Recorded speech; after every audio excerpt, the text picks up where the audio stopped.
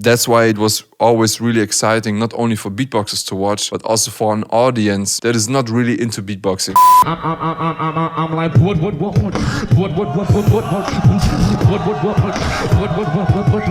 So dope. Oh, so it's just 6 judges. That makes no sense. So juicy. So full, dude. Oh my gosh. It's so funny how he tried to start with a counter and then he realized, I don't actually know what to do.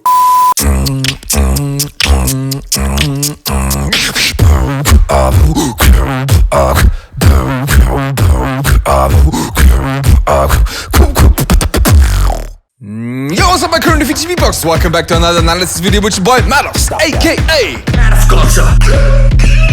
For today I thought, let's bring back the classics, so I'm gonna check out Dharni vs. 2H at the GBB 2014. Holy shit, that's 7 years ago. As always, I'm gonna check out the comments, but first, subscribe to my channel. Let's go. Let's read some comments. What? Wow, Dharni's comment. Wow, already above 200k views. Nice. That's like nothing, man, compared like to nowadays GBB videos. And look, even this video has 3.2 million views already. Damn. Whenever I ask for a man of culture, Madox 305. Man of culture! Okay, wait, another comment of Dharni. Sounds like there was a lot of controversy back then. To all the haters, it doesn't matter if I won or lost. You can hate me and think I should even deserve to be in the competition or I am shitty. It doesn't matter because I'm just gonna keep working and practicing until I earn your respect. If I will never earn it, then I will just keep on practicing until I get legendary. Peace. Wow, so I mean, at one hand, it's cool that he was defending himself, but on the other hand, it feels like all the haters really were bugging him. Madox, this is for you! Okay, when I can't control myself, 6:30.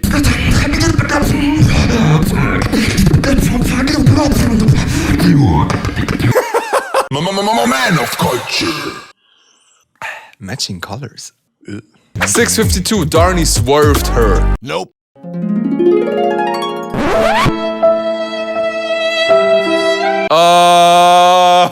Sneaky boy. Math culture. 424, no beat like that, legend on 2020.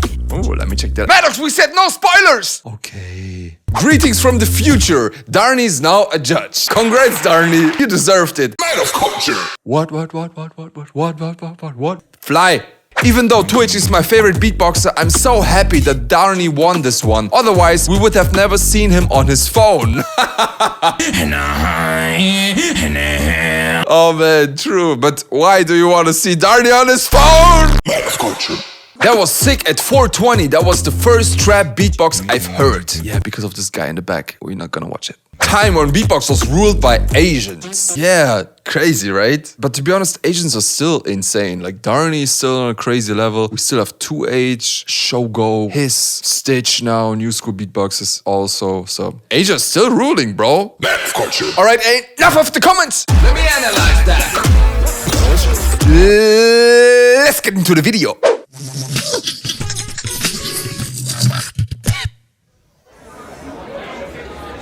All right, let's go.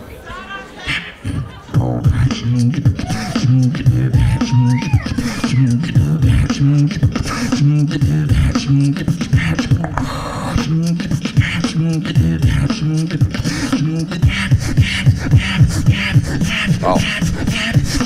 Old school beats.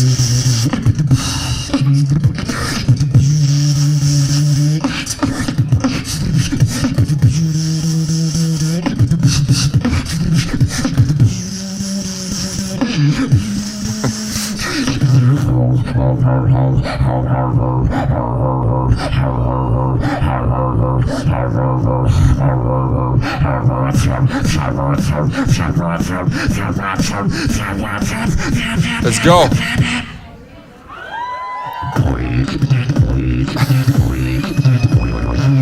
Oh.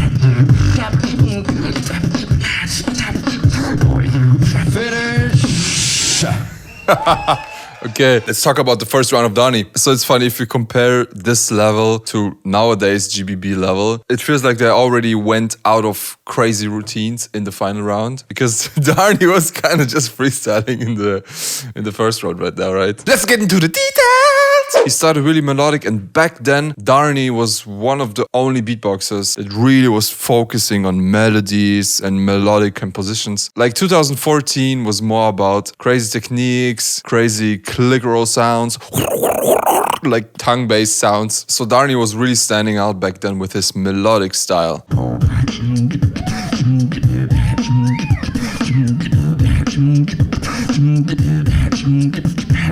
And at the same time, he was capable of all the other techniques that other beatboxers did back then. Like crazy combos with the inward K snare, TKs and stuff. That was really fresh back then. Not a lot of beatboxers could do it and perform it really clean. Yeah, so the beginning was... Wait, I don't think she did it. Yeah, wow, he did a lip bass. Or is it throat bass? Wow, it's so hard to tell.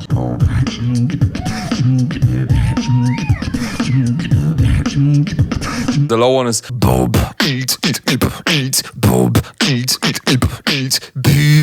When he goes up, he's maybe his range was not high enough. I don't think it was too hard. Maybe just as a variation, yeah. But yeah, damn. I'm still not sure if it's a lip bass. It sounds like a lip bass. And yeah, not a lot of beatboxers could do a lip bass back then. I remember... Shaw never learned how to pronounce his name correctly. This is Shaw from Japan. Shaw back then was one of the first beatboxers that really mastered like his lip bass. I think Gene even said in an interview that he learned the lip bass or was inspired by the lip bass of Shaw. But Dharni already was doing it in 2014. Damn.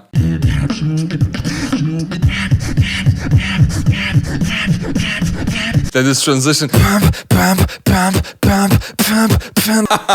Such a typical transition. Everyone was doing this back then, you know, because there was not a lot of techniques that you could do. But when Dharni is doing it, it sounds really musical still because he has control when he's doing it. And he's also changing the pitch in between when he's doing it.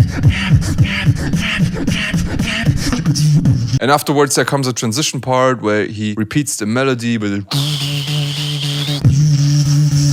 It's nothing really special, but he tries to create tension here. And what I really love about Dharni's performance is that all his beats are sounding so full, and that's why it was always really exciting, not only for beatboxers to watch, but also for an audience that is not really into beatboxing. Back then at GBB 2014, we had a lot of people in the crowd that came from a festival, because GBB was happening on the B Scene Festival in Basel, which is in Switzerland. And yeah, roughly I would say only 10 to 20% ever heard beatboxing before in the crowd. The rest was just random people. So it was a really hard crowd to deal with. Not like last time at GBB where everyone was going crazy and stuff.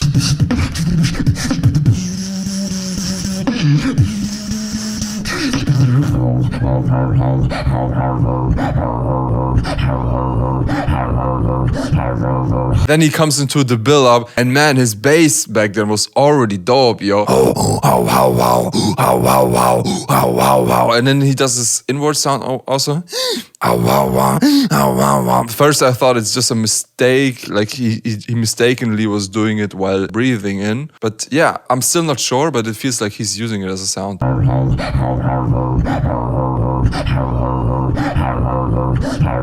Yeah, he didn't have so much control back then over the sound, but you can hear like this polyphonic vibe already in 2014. Guys, always keep in mind, this is 7 years ago. Then he comes into this drop, and it was a really signature move of Dharni.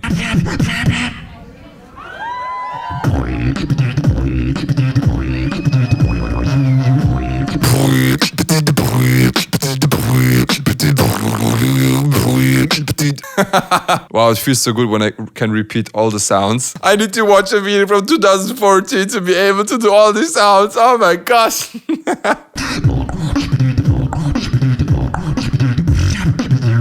Wow, and then the evolution to it. I remember back then, I think Dharni posted like a Facebook video. People back then still used Facebook a lot. Where he used to...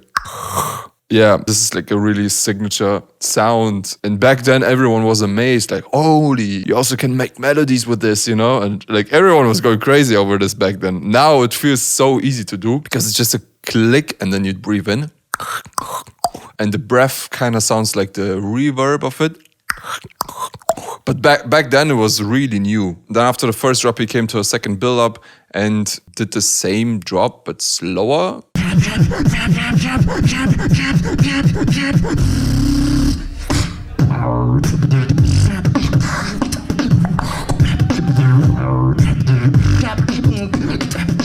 And some more sounds, and this one felt kind of unnecessary, and you also can feel that he didn't really plan out the whole routine from beginning till end because he was running out of time, and the host even needed to stop him back then. And back then there was no beatbox host like Scott Jackson. It was just a random host from Switzerland. He did a great job, but he wasn't really experienced in beatboxing. All right, so let's get into 2H second round. And now 2H Korea, your turn. Go! Go! Where's the 3, 2, 1?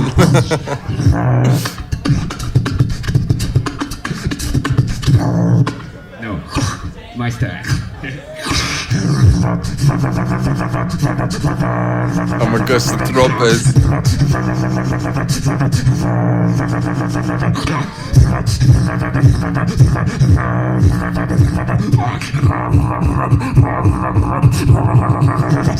Fight.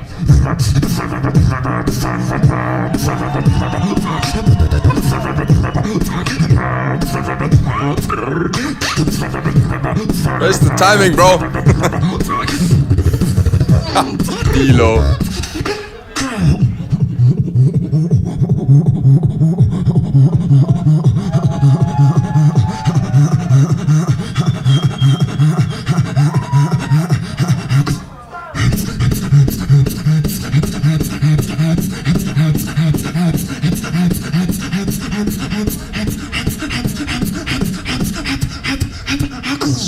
Everybody fall. Oh my gosh, this was hitting heavy back then.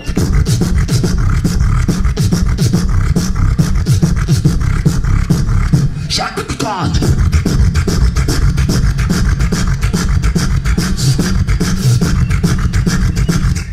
Finish! Whoa! Oh, what the heck did he do with the microphone? Let's check out the details really quick. So as you might can feel here, 2H didn't have the same approach like Dharni. He was really focusing on drum sounds, not so much playing back then with melodies. But dude, his throat bass back then, and I'm not even sure if it's a throat bass, it sounded insane, yo. I remember back then everyone was like, dude, this is next level. This bass is crazy. Back then there was no vibration bass or inward bass or something like that. So this was a really special bass. Like 2H had like one of the craziest like basses that you could create with your voice. I'm saying it like that because you also can do lip rolls, blah blah blah. But yeah, the voice where the the sound that was whatever, you understand what I mean. I have no clue how it does it. What is this bass, yo? No, I don't get the texture that he has here. Yeah, and he already back then also had like really special sounds like that.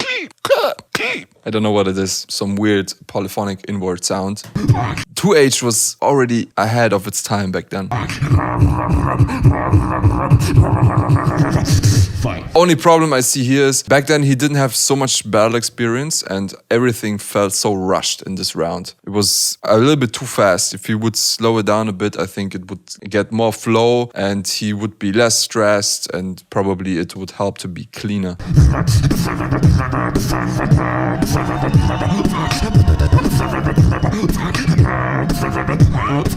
What I also really like about the drop that he did here is his snare, dude. Like, it's not a typical PF snare. It's not like, it's more like, I just guess it's a TF snare. So it's like, instead of saying PF, you say TF.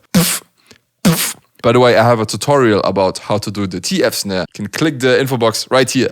Everyone back then thought it's a PF snare and was so amazed by how can he have such a full PF snare. I think he's doing it like this. I asked him multiple times and he never once wanted to show me his secret because he is really picky with his sounds. Especially, yeah, after I forced him to show Alexinho his double voice technique. Come to hypnotize when the vibrate. Anyways, as you know, I'm a really snare enthusiast and I really wanted to find out how he does this full PF snare. I think it's like that. So when you compare it, like, there's a PF, but the kind of has more body to it and you can even harmonize it with your voice. And then it sounds more like a snare of a real drum set because it has so much resonance. But I'm pretty sure 2H is not vocalizing it because then he wouldn't be able to do it at the same time with his throat bass. So I think it's just...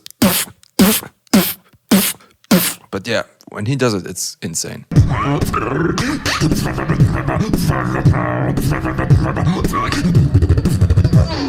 Oh damn it, I really love this moment when Bilo is just standing there looking really angry at 2H. I know for a fact that Bilo and 2H, they were really good friends back then. Dilo was really pushing him because he saw the talent in 2H more than anyone else saw. So he was really like, he was trying to push him really hard to like go in and kill everyone, you know, in battles. But it was a little bit weird that Bilo did this, especially while the battle was going on, because a judge should be impartial and yeah, felt a little bit weird here. Then after a longer transition, he went into a second drop with his really powerful click roll bass. Everybody fall.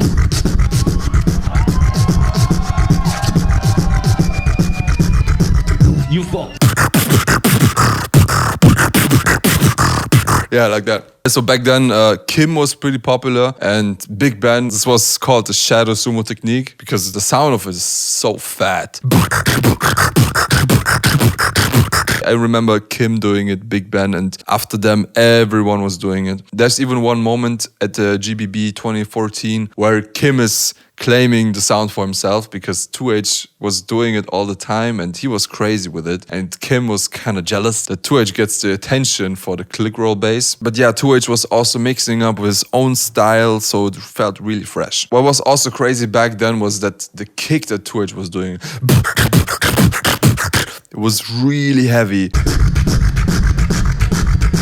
Not a lot of beatboxers back then had such a strong kick that was like barbely. He was impressing everyone with his really full kick. And then, yeah, that was 2H and not a lot of other beatboxers who had a really bassy kick. All right, so quick conclusion after the first round. So comparing 2H and Dharni in the first round, Dharni was really melodic while 2H was really powerful. And I think it would be hard to make a decision because both of them didn't really go in fully in the first round. Dharni started really easy. He showed some nice techniques. His first drop was kind of cool, but then in the second drop, he messed it up. 2H, on the other hand, I feel like for the first part, he was really nervous. But then in the second part, in the second drop, he went in like crazy with his bass sounds. So if I would need to make a decision, maybe I would have given it to 2H after the first round. But yeah, as you can see, they both didn't use their full potential yet. So let's check out the second round of Dharni.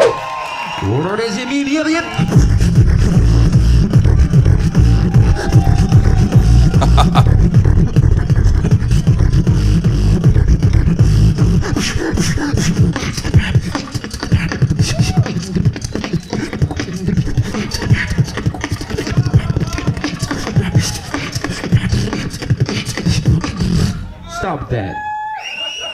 I keep it moving, I keep it moving, I keep it moving, I keep it moving, keep it moving, keep it moving, keep it moving.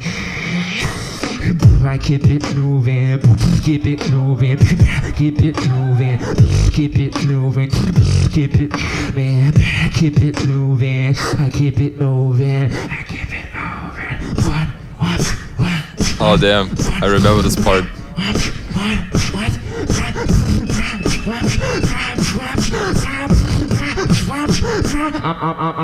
I'm like what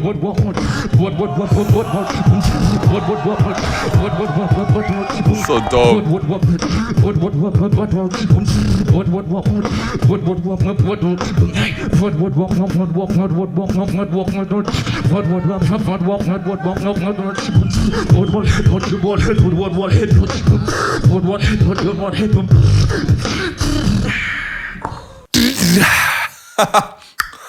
Okay, second round of Dharni. So what I really like about the second round is the drop was so unexpected because the echo sound, even back then in 2014, was a really old school technique. People like Rockstar Loops in 2005, like 20 years ago, would use such techniques. But Dharni used it in a really fresh way. It was really clean. And also back then, 2014, trap music was kind of popping up. It wasn't as famous back then as it now. And yeah, like these echo sounds and stuff, that was like really typical trap music. So everyone was going crazy with this one. Also the beginning of his round, he was countering 2H with his own sound. He was going full in, trying to destroy 2H with the click roll bass.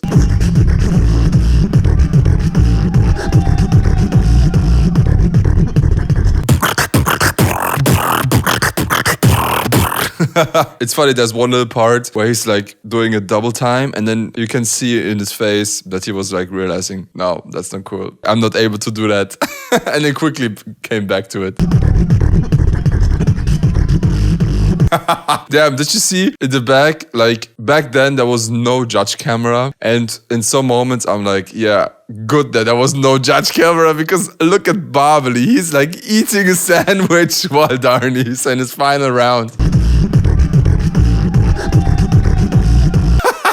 Yeah, GBB was not on the same level back then. Like, not only the beatboxers, but also like the organization, everything. It wasn't on the same professional level yet. Also, when you check out the judge panel, so let's quickly check who was judging back then. So it was Below, Skiller, Alam, so that's pretty legit. But then there's like one guy, I remember he was like the owner of the studio where we did the studio sessions back then, the GBB studio sessions. And for some reason, he was also in the judge panel.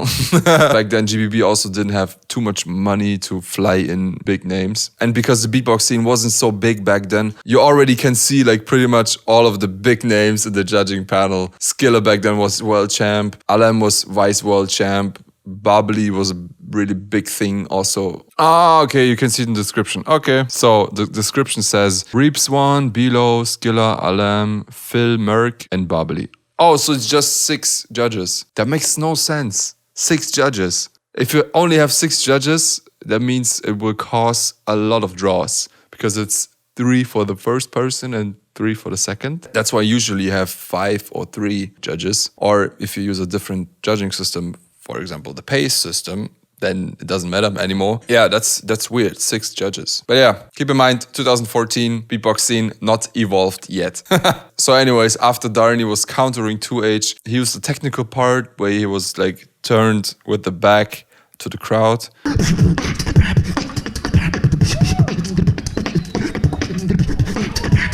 I'm not sure how to rate that. It looks like, okay, what's coming next? It kind of creates suspense though, yeah? So it's a cool performance element. Yeah, and he was kind of flexing with technicality right here.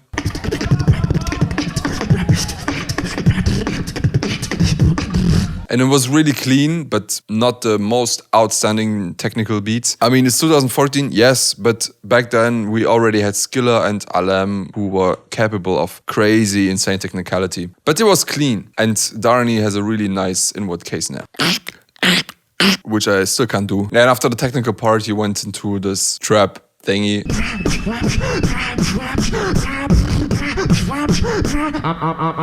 I'm like what?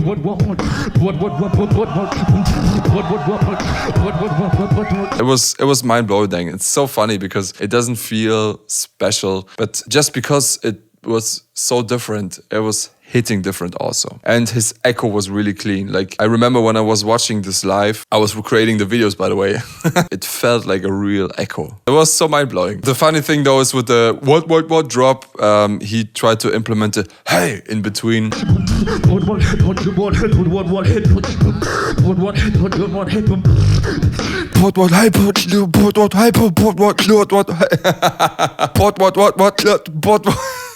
No, I'm not able to do this. When he implemented the hey, and that was also like a really, like in every trap song, you had a hey on the count of 3. What?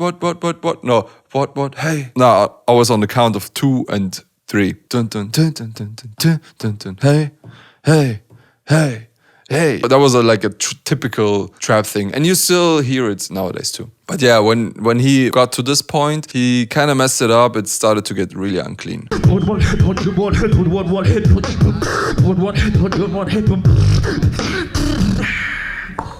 And then the...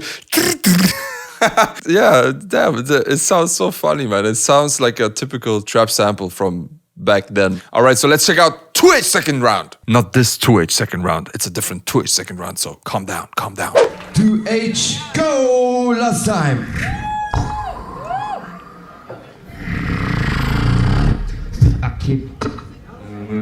I'm going right for the mic, fuck people like I'm going right for the mic, fuck people like I'm going right for the mic, fuck people like snare, man. I'm going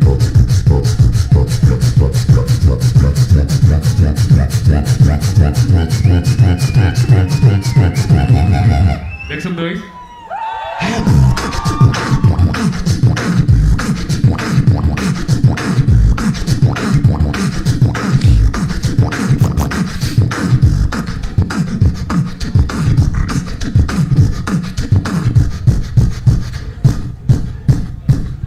Preciously.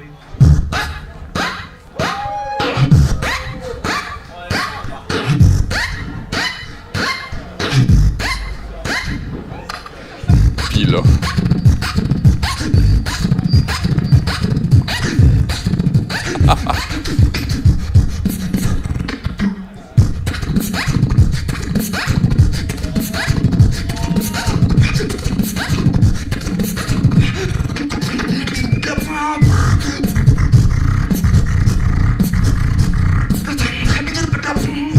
Oh man.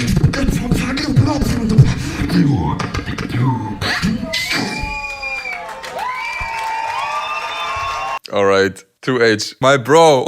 He was out of ideas clearly in the second round also. I mean, the first round was also kind of messy, but at least he had some ideas still to show. But here it was just freestyling. Yeah, so this was a typical problem back then in 2014 because most beatboxers didn't do the beatboxing as a profession. Maybe Dharni or Skiller, but yeah, most of them, they didn't have so much routines. So most of the times you would see just some crappy beats in the finals, you know? So it was just like the challenge in the final was just like, okay, who has routines left? Yeah, so anyways, 2H, man, it's so funny how he tried to start with a counter and then he realized, I don't actually know what to do. I don't know. Oh, bro.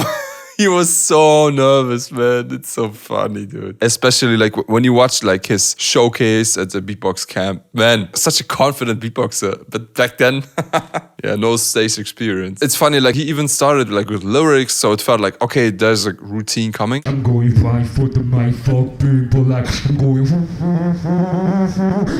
right for the mic, fuck people like. And also he brought back his snares. So juicy. So full, dude. Oh my gosh.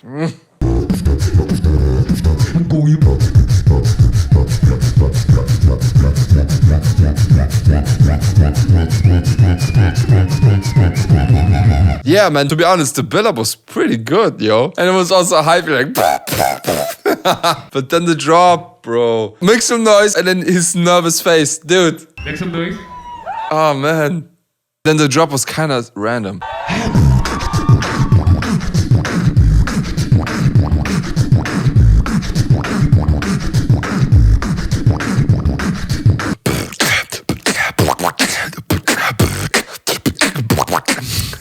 To be fair, he already had a crazy like lip oscillation bass back then.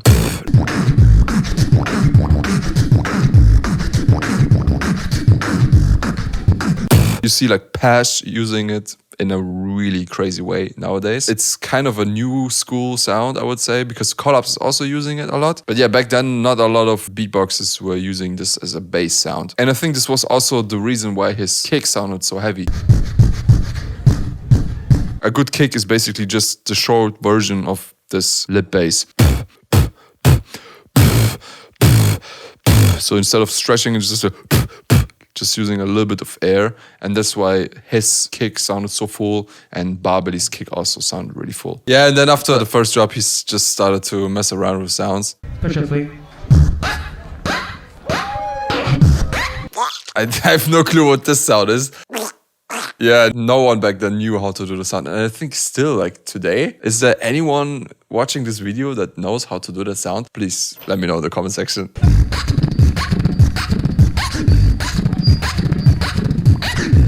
The sound was dope, but like the drop, no, bro, just no. And then the evolution to it, like I think he already did this routine somewhere in the event. I'm not sure though, because it's a long time that I was watching these videos, but he did it way too fast, and you can feel like there's no energy inside of this.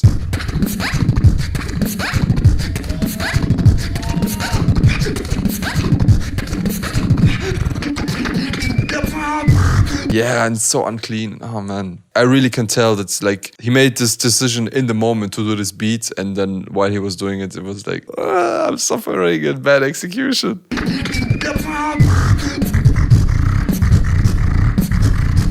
Yeah, and then he tried to like save himself with like some crazy bass, with the tongue bass, but no, it just didn't fit. No, bro.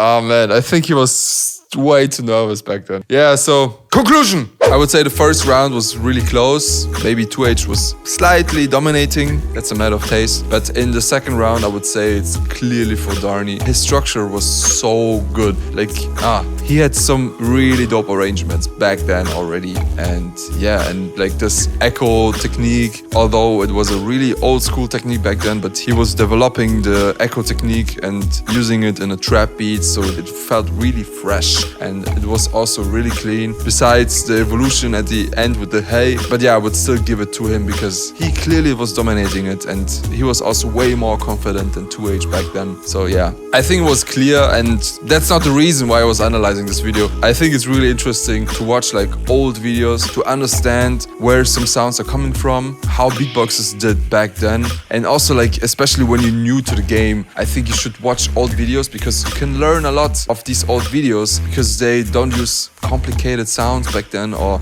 complicated combos. So it's really cool to like get inspired and then go back to like the new ones, to GBB 2019 Kickback Beatbox Battle, whatever it is. Alright, that's it for this video. If you enjoy my content, please like the video, subscribe to my channel and hit the notification bell. Thanks for watching. Hope to see you soon.